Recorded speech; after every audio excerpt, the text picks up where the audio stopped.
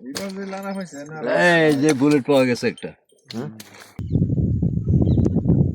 আমরা আমাদের কক্সবাজার সদর সার্কেল মহোদয়ের নির্দেশক্রমে এবং রামু থানার অফিসার ইনচার্জ মহোদয়ের নির্দেশক্রমে আমরা পুলিশ সদস্য এবং গ্রাম পুলিশ সহ আমরা একত্রিতভাবে রাত 3টা থেকে এই পর্যন্ত আমরা এই জঙ্গলে প্রায় 5 ঘন্টার মতো অভিযান পরিচালনা করি এবং উক্ত অভিযানে আমরা একটি অস্ত্রের কারখানার সন্ধান পাই এবং আমাদের পুলিশের উপস্থিতি টের পেয়ে কারখানায় যারা কারিগর হিসাবে অস্ত্র তৈরি করে তারা দৌড়ে বিভিন্ন দিকে পালিয়ে যায়।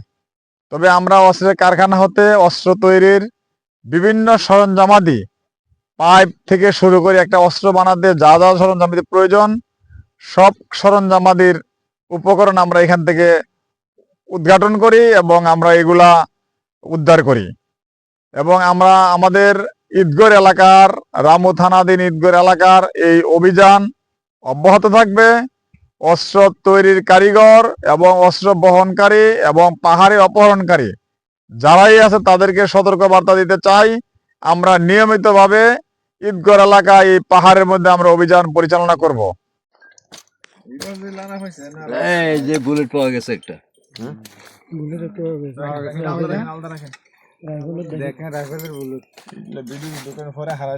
না হারাইতো না, এটা আমি পকেটে লইলাম। এটা হারাইবো না।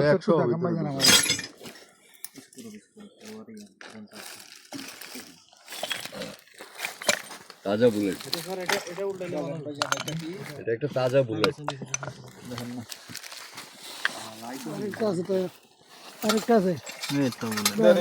আরেকটা পাওয়া গেছে।